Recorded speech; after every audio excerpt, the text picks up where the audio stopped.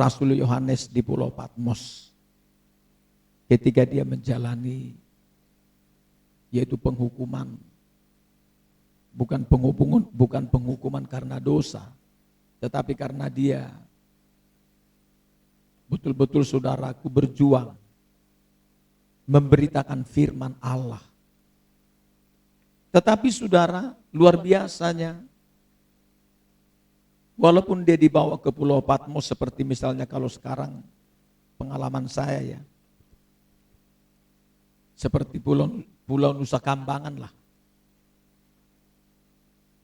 Jadi terpencil, kalau dibawa ke sana ada tahanan.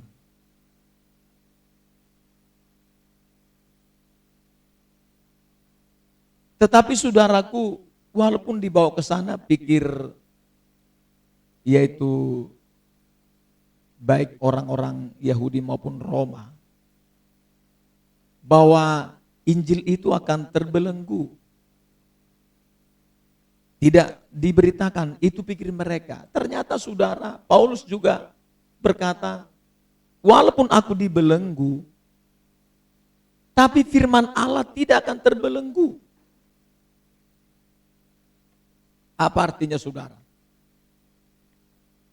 Nah, walaupun saudaraku Yohanes ini berada di Pulau Patmos, firman Allah di sana diberitakan saudara. Yaitu yang hari ini boleh kita dengar dari kitab Wahyu ini. Sama dengan Paulus, walaupun dia di penjara, dibelenggu, dari penjara juga dia menulis surat saudara. Seperti surat Wahyu ini. Kepada semua jemaat yang pernah dia layani.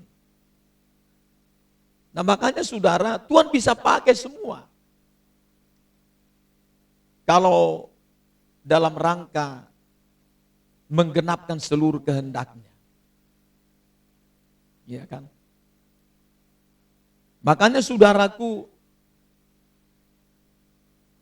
dalam perjalanan ini kalau kita belajar seperti Roma pasal 8, ayat 28, coba kita baca saudara. Ayatnya berkata begini.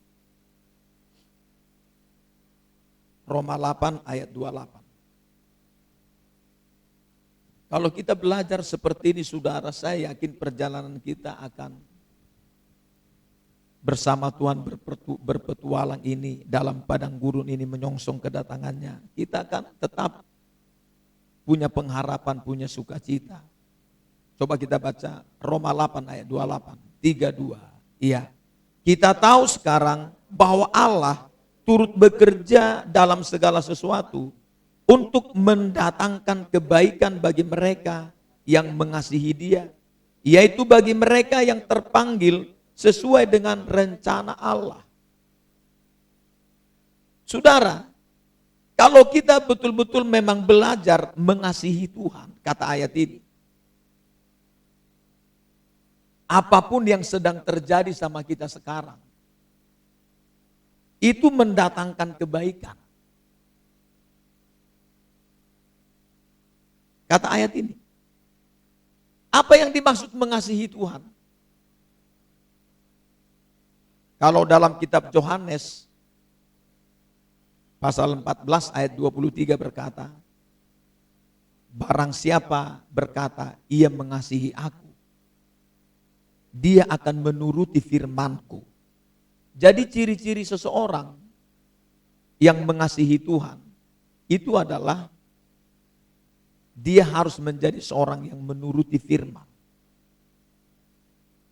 Maka saudaraku, kalau dia sudah menjadi seorang yang mengasihi Tuhan, apapun yang sedang terjadi dalam perjalanan hidupnya, dalam perjalanan imannya, pasti mendatangkan kebaikan.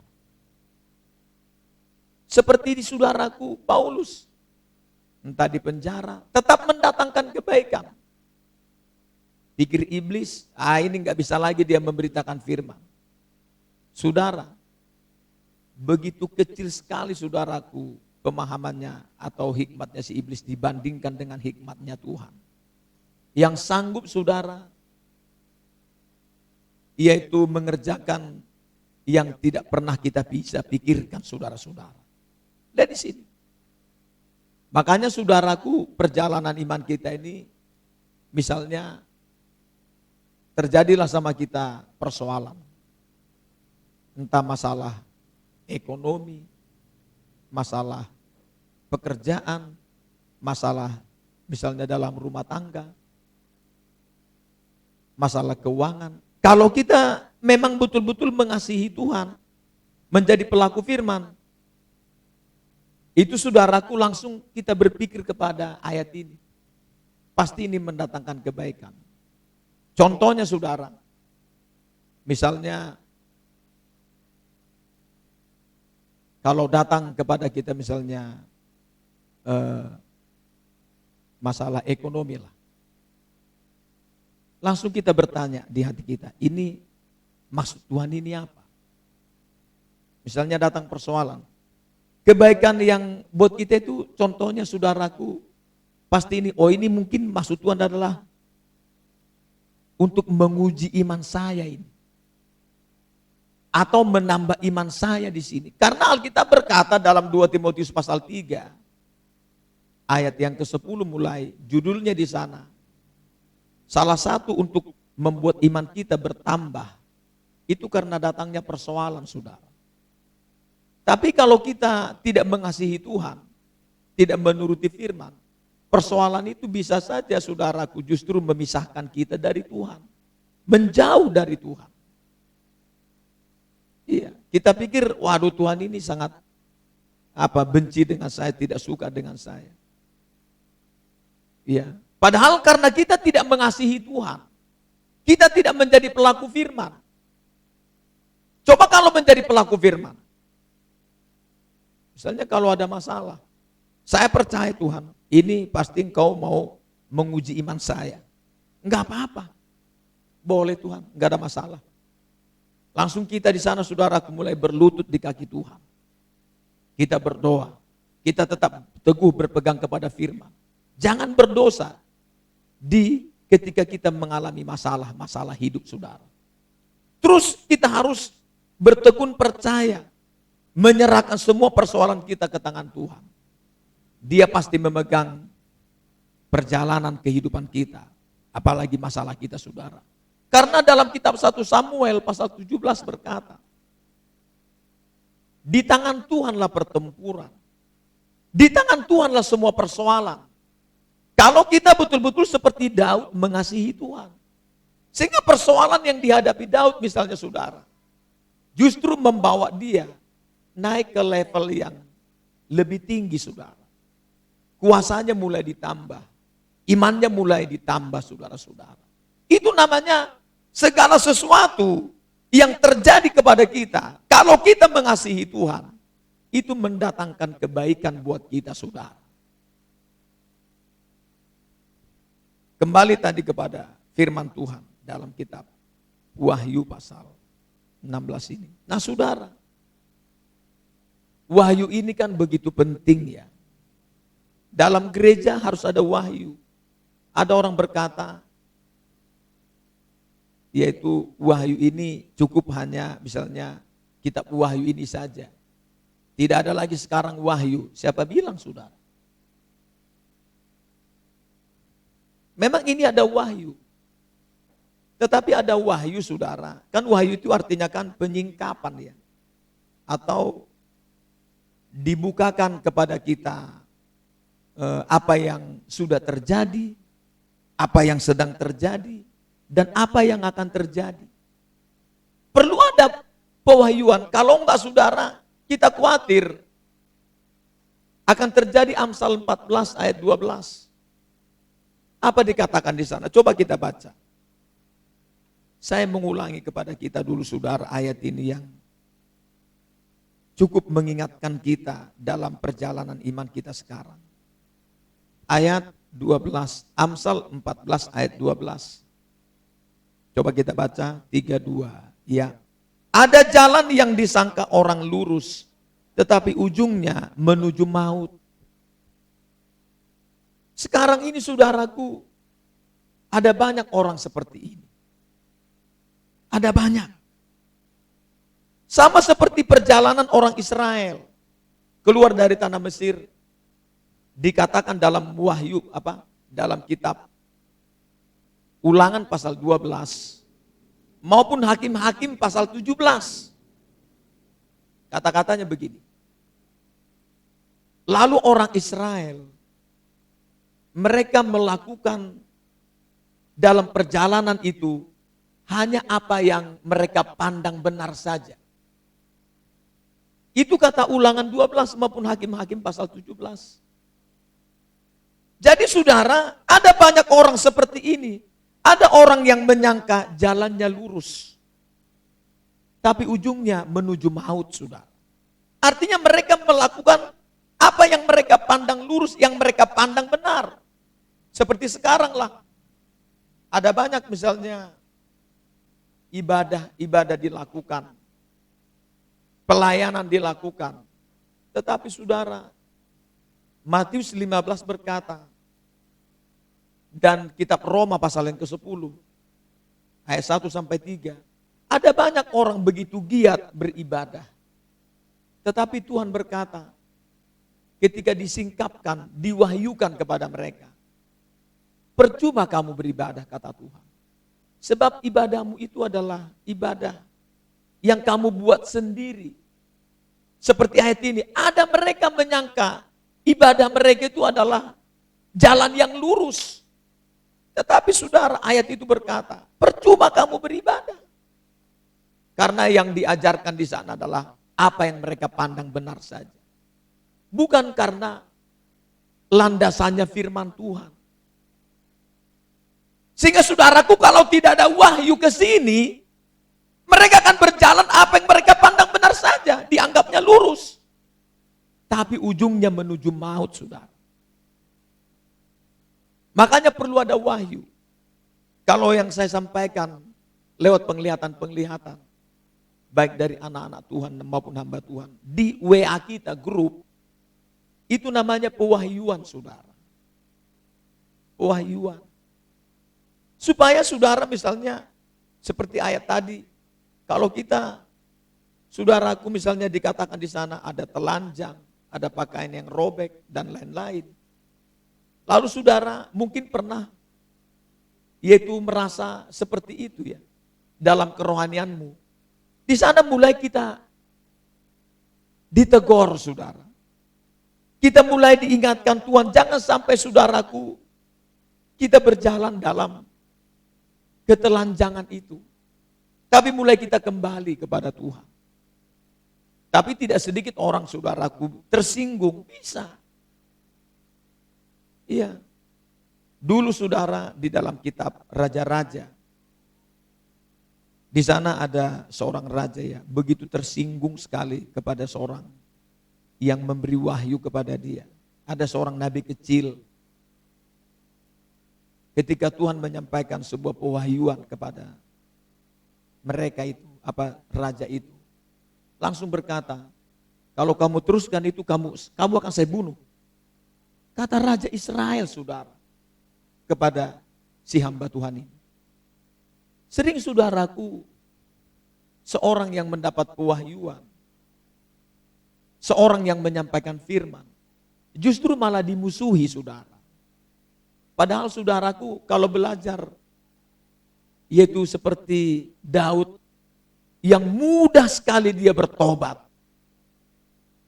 Disitulah saudaraku terjadi pemulihan dalam kerohaniannya saudara.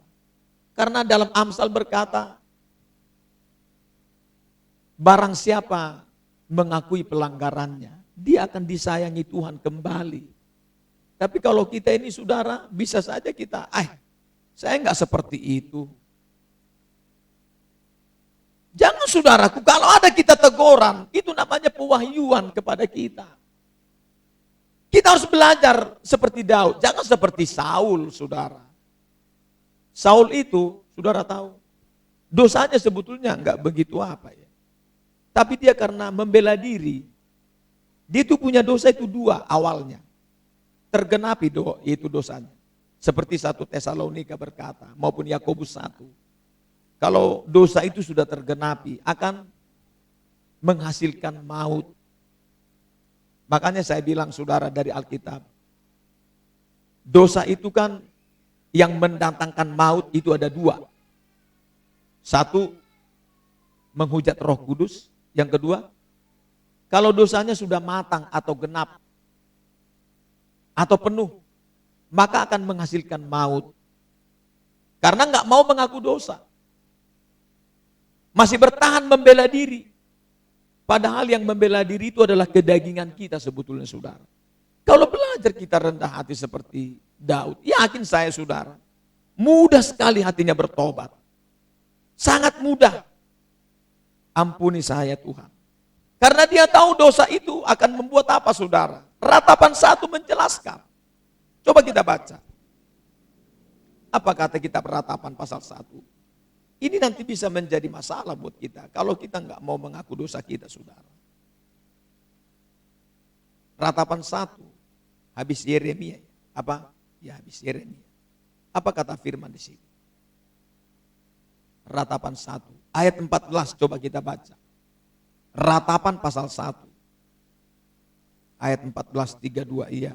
Segala pelanggaranku adalah kuk yang berat, suatu jalinan yang dibuat tangan Tuhan, yang ditaruh di atas tengkukku, sehingga melumpuhkan kekuatanku. Tuhan telah menyerahkan aku ke tangan orang-orang yang tidak dapat kutentangi. Saudara, lihat jelas ayat ini berkata, pelanggaran kita ini adalah kuk yang berat. Suatu jalinan yang dibuat tangan Tuhan, yang ditaruh di atas tengkuk orang yang berdosa. Saudara tahu kalau membawa beban berat di tengkuk ini, seperti di kampung kami kalau panen, waduh saudara, pasti berkarung-karung, bergoni-goni, dari sawah itu pergi, ditaruh di tengkuknya ini saudara, dibawa itu ke rumahnya masing-masing. Maka saudara, ketika mulai beratnya, mulai apa? Akan saudaraku melumpuhkan kekuatannya, mulai kecapean. Akhirnya saudaraku dia berhenti di jalan. Perjalanan iman kita bisa kita berhenti di jalan secara roh, saudara. Kalau kita menegarkan tengkuk kita atau mengeraskan hati kita untuk tidak mau menerima teguran atas dosa-dosa yang kita lakukan. Di mana dosa itu ayat ini berkata melumpuhkan kekuatan kita. Sementara perjalanan iman ini kalau Mazmur berkata saudara, orang yang berjalan ke Sion, ke sorga, kian lama kian kuat. Seperti burung Raja Wali kata kitab Nabi Yesaya. Pasal 40 ayat 31 itu saudara. Harus makin kuat. Bukan makin lemah. Makin kuat berdoa. Makin kuat beribadah. Makin kuat kita melayani saudara-saudara. Itu namanya kalau kita tetap berada di dalam Tuhan. Tapi kalau kekuatan kita mulai lumpuh, lemah berdoa, lemah baca Alkitab, lemah beribadah, periksa dirimu saudara. Mungkin ada kuk di pundakmu, di tengkuk kita ini saudara. Mungkin ada dosa yang kita lakukan. Dosa itulah yang membuat kita lemah. Yang di sana menghisap kekuatan iman kita saudara. Sehingga kita berkata kita tetap beriman, ternyata sudah keropos iman kita masing-masing. Karena dosa kita pelihara. Lihat ayat ini. Sehingga dia tidak bisa menentang atau saudaraku menolak apa kata-kata orang, kata ayat ini. Dia menurut saja. Saudara, itulah gunanya kita ini seperti firman tadi. Ada kita saudaraku pewahyuan. Jangan seperti Saul. Kalau Saul saya katakan, dosanya awalnya 2. Aduh, ketika ditegur, ya sebetulnya begini Tuanku Samuel, dan seterusnya dan seterusnya. Jangan membela diri saudara. Belajar, kalau belum bisa melakukan firman itu, minta ampun saja sama Tuhan. Ampuni saya Bapak, beri saya kekuatanmu, supaya saya mampu melakukan ini. Apalagi Mazmur berkata, kalau kita berdoa seperti pemazmur ya. Kalau Mazmur berapa saya yang tahu saudaraku, coba kita baca dulu. Tuhan bulatkanlah hatiku untuk takut akan Engkau. Mazmur 86 mungkin saudara. Coba kita baca dulu.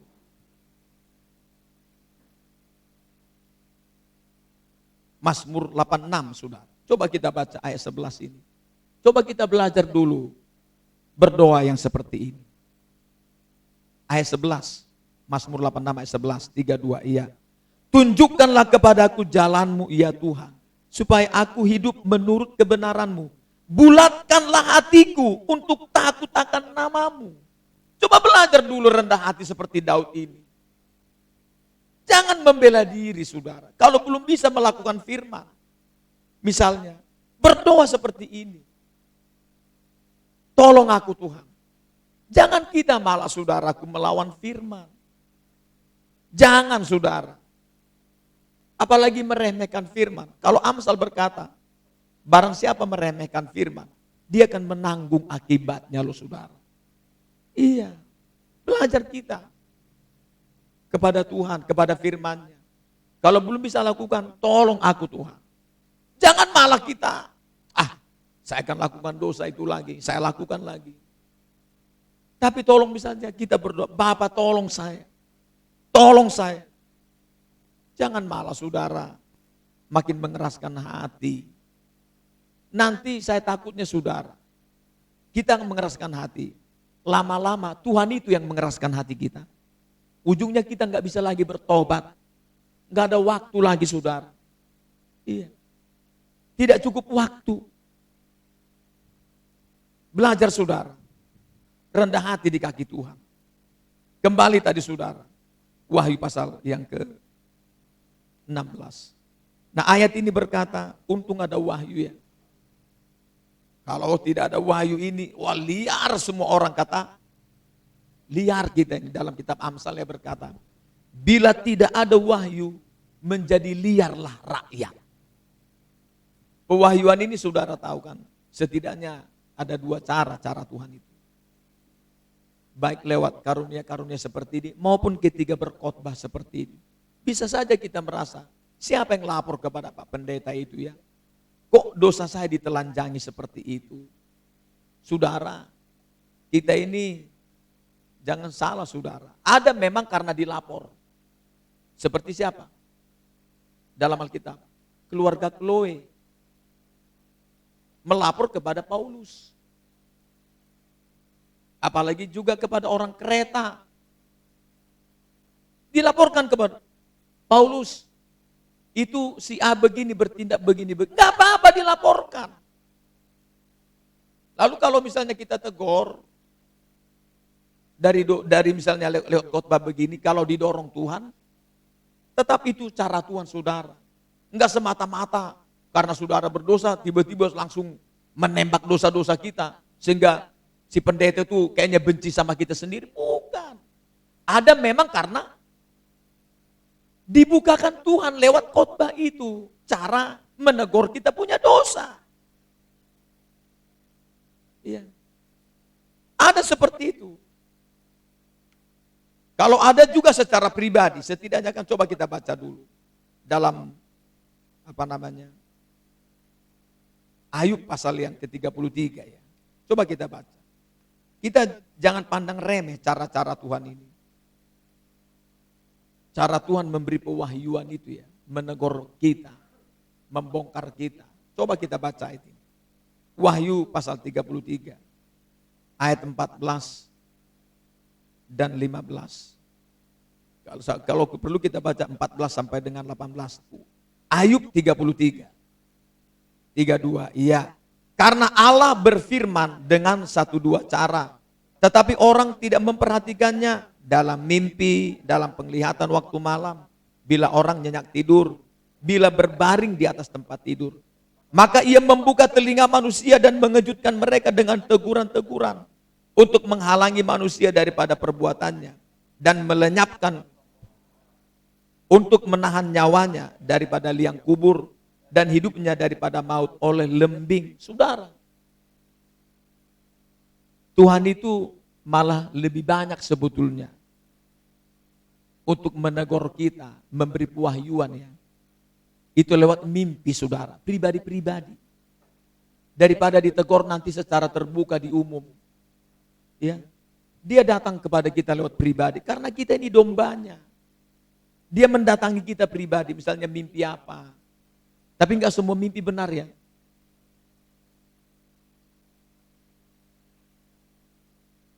Kita harus tahu mimpi itu mana, mimpi yang benar, mana yang tidak. Karena kan mimpi itu kan ada 3 ya. Mimpi dari Tuhan, dari kuasa kegelapan, yang kedua. Yang ketiga, orang bilang itu kembang tidur, bunga tidur. Dalam Pengkhotbah pasal 5 itu saudara. Karena banyak kegiatan kita hari ini, banyak ngomong kita hari ini, terbawa-bawa kepada mimpi. Nah itu namanya disebut saudaraku kalau kayak kita sekarang bunga tidur katanya. Nah makanya kalau mimpi dari Tuhan itu harus sesuai dengan firman Tuhan semua. Nah saudara, Tuhan itu datang lewat mimpi kita. Bisa saja saudara, misalnya mimpi apa kita ya, misalnya melawan iblis dalam mimpi, enggak bisa. Ngomong Yesus pun enggak lurus saudara, enggak bisa. Berat ngomong Yesus. Dalam nama susah ngomong saudara. Berarti saudara enggak beres itu hidupmu saudara. Karena dalam Keluaran pasal 20 maupun Ulangan pasal 5, barang siapa yang menyebut nama Tuhan, janganlah engkau sembarangan menyebut nama Tuhan Allahmu. Kalau disambung oleh Paulus, dijawab di sana penjelasannya dalam kitab 2 Timotius pasal 2 ayat 19, bagian B, orang yang menyebut nama Tuhan hendaklah meninggalkan kejahatan. Artinya enggak sembarangan menyebut nama Tuhan. Tetapi mereka yang mau betul-betul meninggalkan kejahatan atau dosa, baru dia layak menyebut nama Tuhan.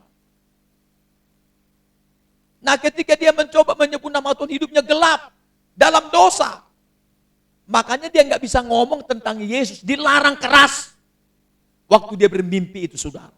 Di situ udah ketahuan nggak beres dia saudara. Yang kedua misalnya dia berpakaian robek-robek. Compang-camping saudara. Pakaiannya itu saudaraku, misalnya tercemar, kotor, pakaiannya hitam-hitam misalnya saudara. Itu adalah cara Tuhan saudara memberi pewahyuan kepada kita. Dengan tujuan membuka telinga kita, menegur kita dari perbuatan-perbuatan dosa yang kita lakukan. Supaya kita bertobat, membuat kita, ayat ini berkata, jangan sampai kita masuk ke alam maut kelak ketika nanti Tuhan datang. Kata firman ini. Makanya perhatikan, karena ayat ini ngomong, Allah berfirman dengan 1-2 cara. Tapi orang tidak memperhatikan. Kadang-kadang orang, mimpi saja itu. Saudara, perlu uji setiap mimpi. Saya saudara, kita ini sama sebetulnya. Semua sama-sama kita berjuang. Untuk hidup di dalam takut akan Tuhan. Berjuang. Ya, jangan sampai kita tidak berjuang. Hidup kudus itu berjuang. Bukan beriman saja. Ada orang bilang, saya imani saya kudus. Enggak bisa. Oh saya imani saya ke sorga. Enggak bisa. Kekudusan itu diperjuangkan. Kita berjuang menjadi seorang pelaku firman, baru kita disebut kudus, saudara. Berjuang. Kalau ke sorga itu berjuang. Seperti dalam Lukas pasal 13 ayat 24, berjuanglah kamu memasuki pintu yang sempit. Tapi landasannya adalah iman, supaya kita berkemenangan. Berjuang. Ya jangan pasrah saja ketika datang dosa, sudah. Berjuang. Nah saudara, kembali saudaraku kepada tadi kitab Wahyu. Nah saudara, ayat ini berkata tadi kan, di sini dikatakan untuk kita ada pewahyuan. Lihatlah aku datang seperti pencuri. Saudara, Matius 24 berkata, Tuhan itu enggak diberitahu kapan dia datangnya. Mendadak. Tapi hanya diberi tanda-tanda saja. Ya kan? Sama seperti kita kalau sekolah, seperti yang kita bilang tempo hari. Kalau sekolah kan, Kadang-kadang guru ngomong, nanti kita akan ujian ya. Tapi saya nggak ngomong itu kapan. Cuman kalian siap-siap. Tetap berjaga-jaga ya. Nanti akan ada waktunya kita akan ujian. Tolong semua mempersiapkan diri ya. Ya oke kata semua. Tapi nggak semua oke melakukannya. Ada mereka berkata, masih lama itu ujian. Ada di sana dia memang mempersiapkan diri sejak awal. Lalu ketika tiba saudaraku harinya ujian, yang sudah bersiap ini, akan mudah sekali nanti saudaraku ketika datang ujian itu menjawabnya dia. Tapi kalau yang tidak bersiap, ya sudah, dia akan tinggal kelas. Seperti itu nanti kedatangan Tuhan. Dia nggak memberitahu waktunya kapan, jamnya, tahunnya. Tujuannya apa? Supaya kita berjaga-jaga, bersiap-siap. Terus menerus. Kalau tahu kita saudara ke kapan, ya. Wah masih lama ini. Kan bisa kita bilang, wah Belanda masih jauh. Iya saudara, Belanda itu bisa kita teropong. Tapi kedatangan Tuhan enggak bisa kita teropong saudara. Apalagi kematian. Enggak bisa kita teropong kematian kita masing-masing. Betul-betul harus bersiap. Kata firman. Karena kita nggak tahu kapan dia datang. Dia seperti pencuri saudara. Datangnya. Nggak memberitahu. Makanya nanti saudara akan ada orang yang tidak bersiap. Nggak ikut dalam pengangkatan. Nggak naik. Tinggal. Iya saudara. Makanya perlu kita harus berjaga-jaga. Kedatangan dia saudaraku seperti pencuri. Nggak memberitahu waktu. Tapi ada tanda-tanda. Kita lihat sekarang. Kita sekarang berada di tengah-tengah pandemi COVID-19. Ini adalah tanda saudaraku, kedatangan dia. Iya. Setidaknya kan di Alkitab ini akan ada penghukuman yang begitu luar biasa ya. Baik penyakit sampar, pedang atau perang saudara, kelaparan, binatang buas. Itu kitab Wahyu berkata, maupun kitab Nabi Yeskil. Dan itu akan terjadi saudara. Tapi Alkitab berkata, kita saudaraku yang sudah diselamatkan ini, bukan kita ini tidak akan ditimpa dengan murka yang seperti itu kalau kita mau setia. Karena saudaraku yang seperti itu gak peduli dia mau siapa, dia mau pendeta kek, mau rasul kek. Tetapi walaupun kita orang sederhana, asal kita setia sama Tuhan. Ada jaminan firman. Dia akan memelihara, menjagai kita saudara. Seperti dalam kitab Mazmur pasal 91. Yang saya belajar selalu memperkatakan firman itu dari ayat 1 sampai dengan ayat 16. Saya coba menghafalnya dan memperkatakan itu saudara. Kata firman Tuhan. Di sini saudara. Nah makanya ayat ini berkata, aku datang seperti pencuri. Lalu katanya di sini, berbahagialah dia yang berjaga-jaga dan yang memperhatikan pakaiannya. Supaya ia jangan berjalan dengan telanjang dan jangan kelihatan kemaluannya. Artinya di sini saudara, seperti yang pertama nih, berbahagia yang berjaga-jaga. Apa arti berjaga-jaga di sini? Ketika nanti Tuhan datang. Coba kita baca dulu saudara dalam Injil, yaitu Matius pasal 24 saudara. Ini luar biasa ayat ini. Saya sangat senang membacakan ini saudara.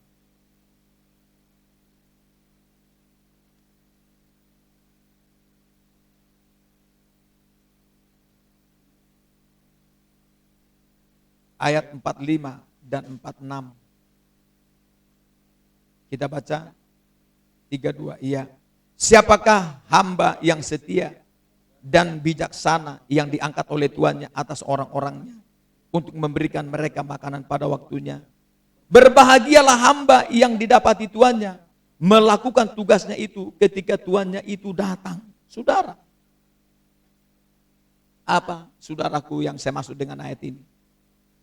Saya saudaraku di sini yang kita garis bawahi ayat 46 ini, berbahagialah hamba yang didapati tuannya melakukan tugasnya itu ketika tuannya itu datang. Kita ini selama di bumi ini masih hamba. Walaupun kita memang adalah berstatus anak sebagai anak raja. Hamba di sini dimaksud apa? Kita masih melayani di bumi ini. Kalau seorang anak kan nanti dilayani, saudara. Walaupun kita berstatus sebagai anak raja, tapi selama di bumi ini kita harus menjadi, kita ini masih hamba, artinya melayani. Hamba itu artinya kan apa? Melayani. Seperti di sini. Bahwa berbahagia hamba yang didapati tuannya melakukan tugasnya. Apa tugas kita, saudara? Melayani. Melayani Tuhan kita. Tuhan Yesus adalah Tuhan kita. Kita melayani dia di ladang Tuhan. Saudaraku, ladang Tuhan ini kalau kita di sini yang diperuntukkan Tuhan bagi kita ini namanya Gereja Pentakosta Indonesia. Di Gereja Pentakosta Indonesia inilah kita melayani Tuhan. Misalnya apa? Menginjil. Kita bawa saudaraku kepada Tuhan ke gereja. Kita membesuk atau siapa? Kita melayani. Karena kita ditentukan. Karena di sini kita digembalakan. Inilah kandang itu kata kitab Yohanes 10. Kamu dikumpulkan dalam satu kandang. Untuk di sana apa? Digembalakan. Saudara dan saya digembalakan Tuhan di sini. Nah makanya saudara sebagai dikatakan di sana. Berbahagia mereka yang berjaga-jaga. Artinya kita selalu didapati Tuhan melakukan tugas kita. Seperti ayat ini berkata. Maka nanti kalau Tuhan datang, waduh luar biasa saudaraku. Kita akan saudaraku dikatakan berbahagia. Saya pernah ngobrol saudara waktu pulang kami melayani dari Wairate. Malam-malam saudara, pulang kami udah jam berapa untuk membuka pelayanan di sana dulu kami. Jauh 75 kilo ke gunung. Tidak masalah saudara. Kalau udah cinta Tuhan itu mau 75 kilo nggak ada masalah itu. Cinta itu bisa mengalahkan gunung kan kudaki. Iya, namanya kalau udah cinta saudara. Untuk mencintai Tuhan yang sedang menyuruh kita berangkat ke sana. Cinta itu kan membutuhkan pengorbanan saudara. Dan kalau nggak cinta Tuhan saudara nggak mungkin dia bisa berani berkorban itu. Percaya saja. Kalau cinta Tuhan pasti berani berkorban. Seperti saudara dan saya. Karena Tuhan manggil kita beribadah di sini, saudara menunjukkan cinta kita. Cintamu saudara. Dengan berkorban, mengorbankan uang ke sini. Mengorbankan tenaga, waktu. Tapi saudara, Tuhan ingin lebih lagi kita mengorbankan segala sesuatu saudara untuk membuktikan cinta kita sama Tuhan. Harus itu.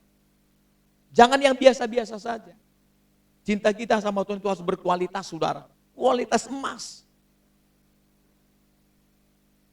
Saudara, nah ini tadi dikatakan berbahagia. Ketika kami pulang itu, datanglah Pak Pendeta. Kami kan sering ngelapor itu. Begini Pak, tadi hasil kami dalam penginjilan. Oke. Makanya waktu terjadi di tengah jalan Pak, ada itu namanya, kayaknya ada yang mepet-mepet kami tengah malam itu. Rambutnya itu apa itu? Saya bilang, kayaknya mereka bawa senjata-senjata saya bilang. Tapi kami santai aja di jalan. Lagi pula kalau terjadi apa-apa, karena kami memberitakan firman, enggak ada masalah.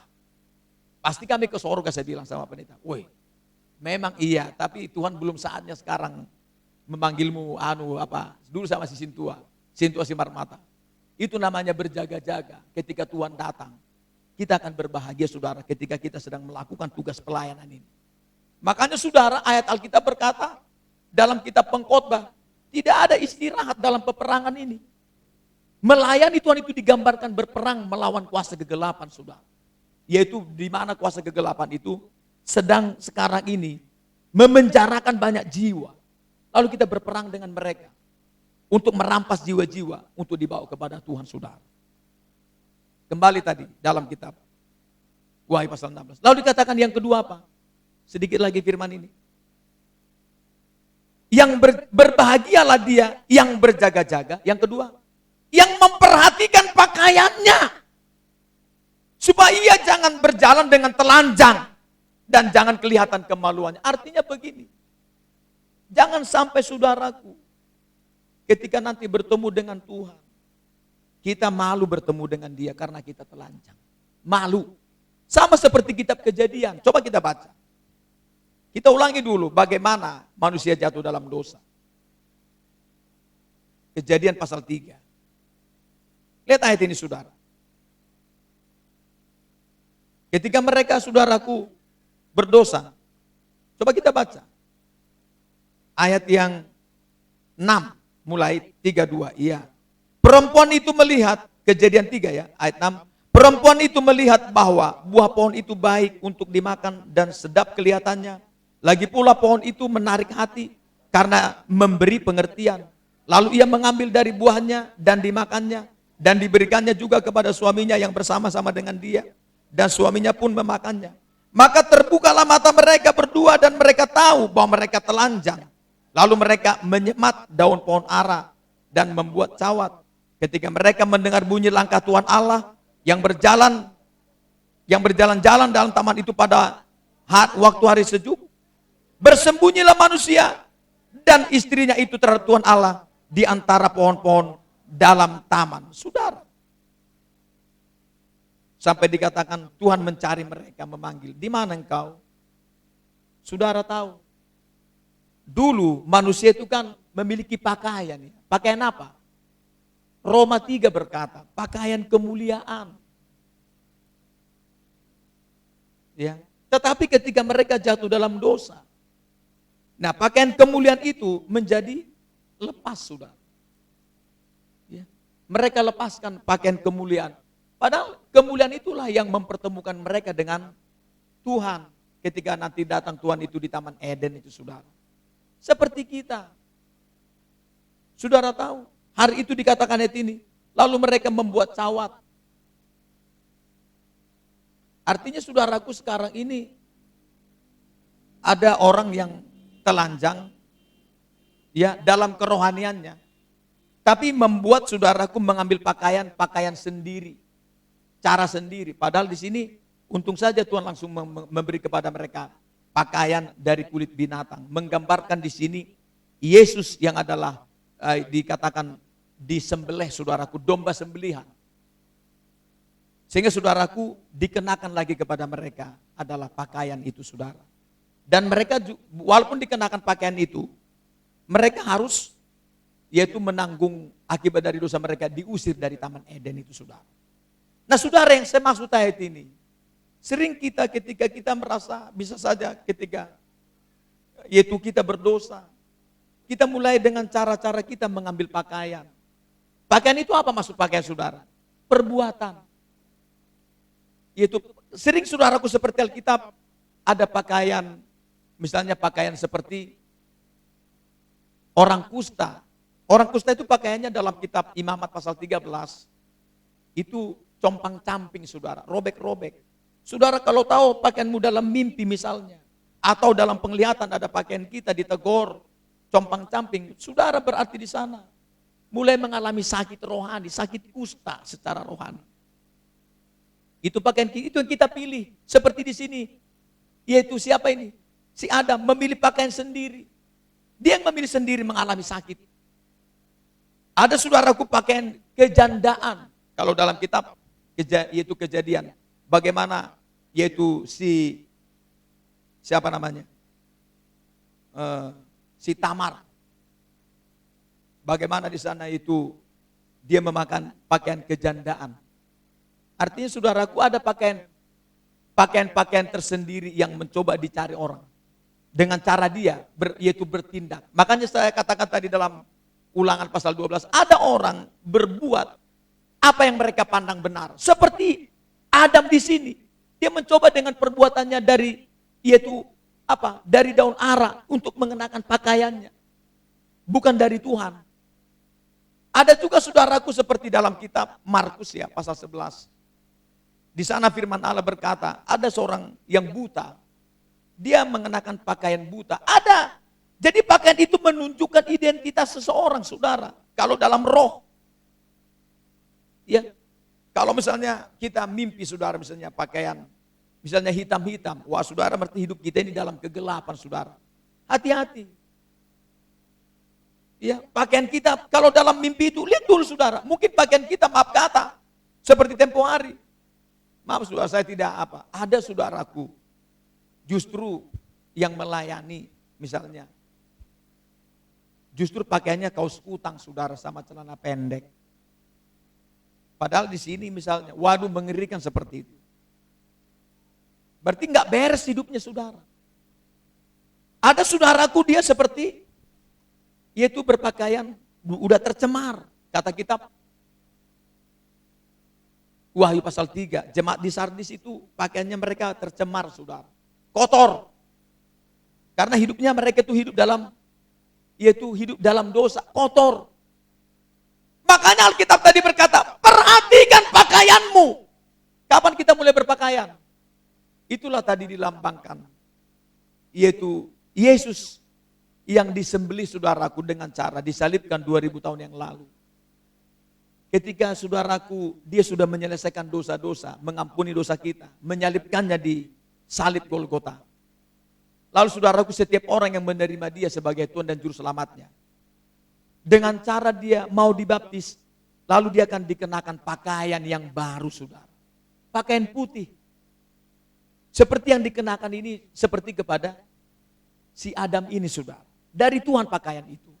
Makanya dalam Galatia berkata, ketika kita dibaptis, di sanalah kita mengenakan Tuhan, berpakaian dari Tuhan saudara. Makanya kalau dibaptis di situ, ya kalau dibaptis, di sana sudah ada Tuhan Yesus menyiapkan pakaian putih kepada mereka yang dibaptis. Ya. Ada juga pakaian mereka saudaraku seperti dalam kitab Kejadian ya, saudara tahu Yakub ketika Tuhan ngomong ke dia, bangun mesbahmu Yakub, katanya. Lalu dia mendapatkan pernyataan Tuhan, dan semua itu anggota keluargamu, jauhkan semua itu, dewa-dewamu, dewa-dewa dari keluargamu itu, dan ganti pakaian kalian semua. Artinya saudara, ada pakaian untuk menyembah dewa-dewa. Ya seperti kita lah orang Tapanuli. Maaf kata, jangan tersinggung saudara. Ini harus saya sampaikan ini berulang-ulang. Apa itu saudara? Kalau kita melakukan menyembah saudaraku misalnya melalui ritual-ritual ajaran turun-temurun itu, kan ada pakaian khusus ya. Seperti dalam kitab 2 Raja-Raja 10. Di sana ada sebuah gedung. Dan ini pernah saya lihat ini. Iya maksud saya di alam nyata waktu kami berangkat, ada seorang yaitu satu keluarga di rumahnya itu pakaian adat semua saudaraku. Ada sebuah tempat, kayak gini lah dalam 2 Raja-Raja 10 itu. Ada pakaian tertentu untuk menyembah dewa-dewa saudara. Kalau kita dewa orang Batak itu apa? Pemula jadi Nabolun. Ada pakaian tersendiri saudara di sana. Ada di sini dibikin segitiga, ada begini selempang begini. Waduh, mulai makurdoti saudara. Woi, dah. Kalau dalam roh saudara, tidak jarang kita masih mengenakan pakaian itu. Kita gantikan pakaian. Sering saudaraku dalam perjalanan dia mengganti pakaiannya padahal udah dibaptis pakaiannya putih. Di perjalanan digantikan oleh dia. Hati-hati dengan pakaian. Karena Alkitab berkata, kita harus berjalan dengan pakaian yang putih dan dari Tuhan. Dulu kita telanjang karena berdosa. Bahkan kita mengenakan seperti Adam, yaitu dari cawat dari pohon ara. Sama dengan kita. Kita membuat pakaian sendiri. Ada pakaian kejandaan. Pakaian yaitu orang sakit kusta. Ada pakaian kebutaan, ada pakaian gelap-gelap, ada pakaian cemar. Sementara Tuhan sudah siapkan tempo hari di sana, pakaian putih. Lalu di tengah jalan kita ganti saudara. Aduh, ada pakaian yang masih pakaian untuk menyembah dewa-dewa. Sementara dikatakan kalau dalam kitab Kejadian, ganti pakaian kalian. Tuhan tuh ngomong saudara. Coba baca, makanya kalau kita membaca kitab Kejadian, ada banyak saudara di sana. Ganti pakaiannya. Malah dikatakan juga kalau dalam kitab Keluaran 19, kalau datang kau menghadap aku, kuduskan dirimu, pakaianmu. Iya, pakaian kita ini kan kita bertemu Tuhan berpakaian ya. Apa pakaian kita?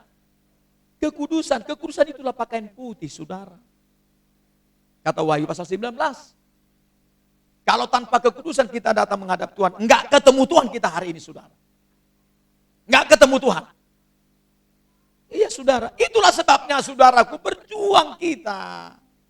Berjuang, saudara. Jangan sampai, saudaraku, pakaian yang sudah putih itu tempo hari dikenakan Yesus kepada kita. Kita ganti lagi dengan cara kita. Jangan, sudah pakaian putih artinya hiduplah terus dalam kebenaran, dalam firman Allah. Saudara, kalau baca yang saya katakan tadi, coba kita cari ayatnya dulu sebentar. Sedikit lagi. Dalam kitab berapa itu, saudara, yang dikatakan Yakub, yaitu tanggalkan pakaianmu, Yakub, kata Tuhan. Pasal 35, lihat. Ayat 1 dan 2. 32, Kejadian 35 ayat 1 dan 2, 32 ya. Allah berfirman kepada Yakub, bersiaplah, pergilah ke Betel. Tinggallah di situ dan buatlah di situ mezbah bagi Allah yang telah menampakkan diri kepadamu ketika engkau lari dari Esau kakakmu. Lalu berkatalah Yakub kepada seisi rumahnya dan kepada semua orang yang bersama-sama dengan dia, jauhkanlah dewa-dewa asing yang ada di tengah-tengah kamu, tahirkanlah dirimu dan tukarlah pakaianmu. Lihat, saudara, tahirkan dirimu itu gambaran pembaptisan, saudara. Lalu diberikan kita pakaian. Ayat ini ngomong, lihat ini, jauhkan dirimu dari dewa-dewa itu, jangan sembah lagi Allah lain, saudara. Sembahlah hanya Yesus saja. Jangan bilang, wah, lalu nama Yesus saudara bawa kepada ajaran turun-temurun. Nama Tuhan tidak akan bekerja kalau tidak sesuai dengan firman-Nya, saudara. Enggak sesuai firman-Nya, enggak bekerja Tuhan itu. Contoh, saudara, kayak sekarang ini, mendoakan darah. Bapak, berkatilah makan minuman ini.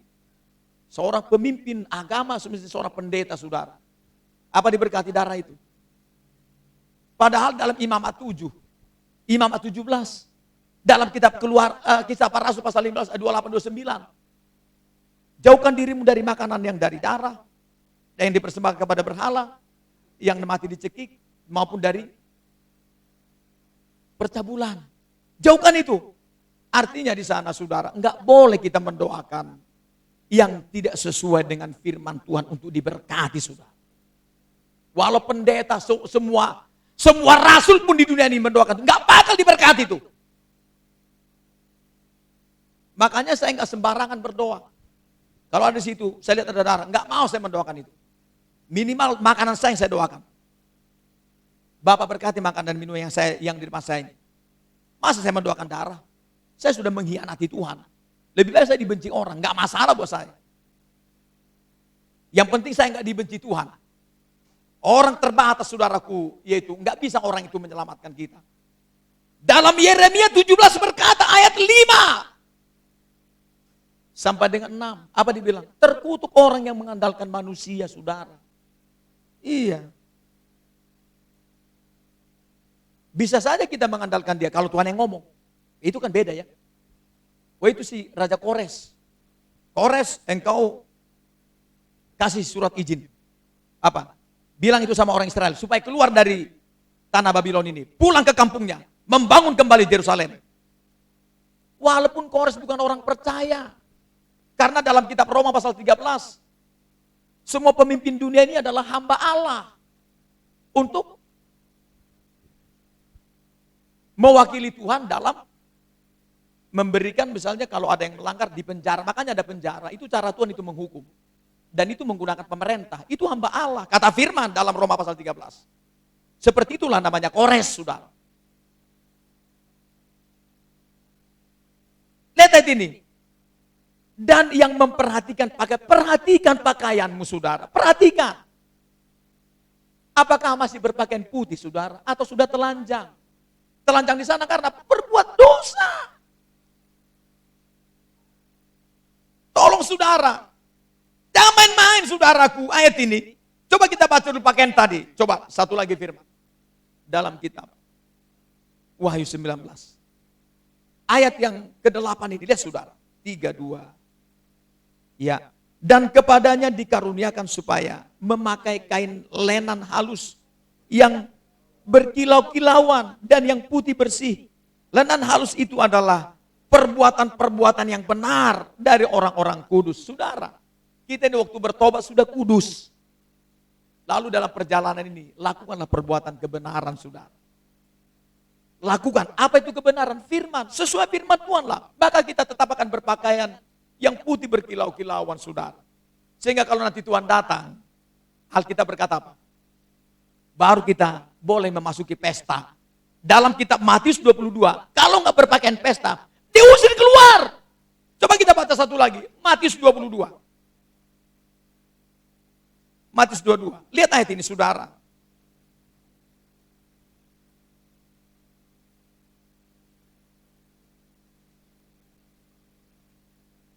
Ayat 11, singkat saja. Ayat 11 sampai dengan yaitu 14, 32 ya. Ketika raja itu masuk untuk bertemu dengan tamu-tamu itu, ia melihat seorang yang tidak berpakaian pesta. Ia berkata kepadanya, "Hai saudara, bagaimana engkau masuk kemari dengan tidak mengenakan pakaian pesta?"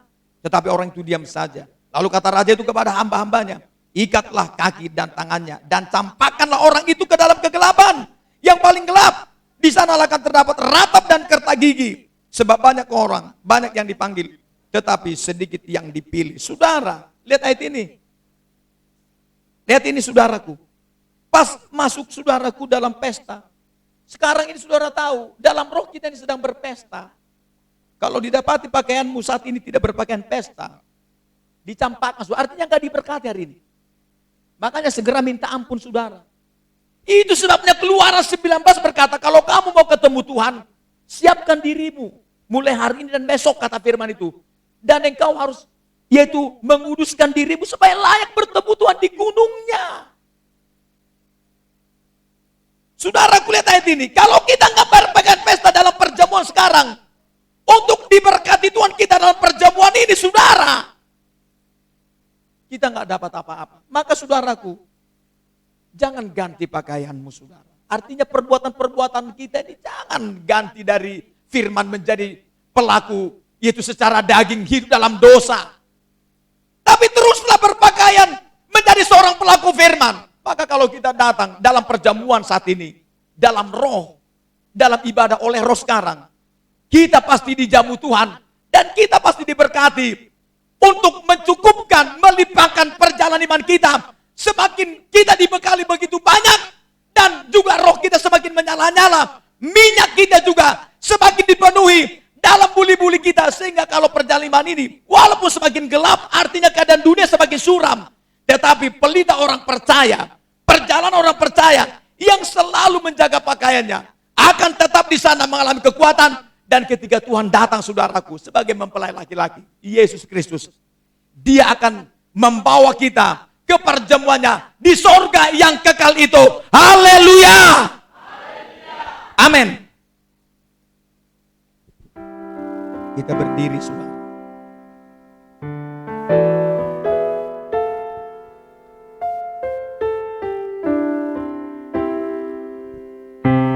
Kita berdiri.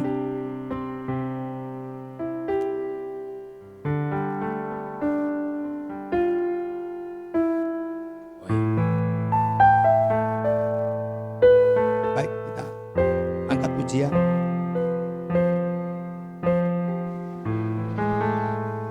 Kita angkat pujian.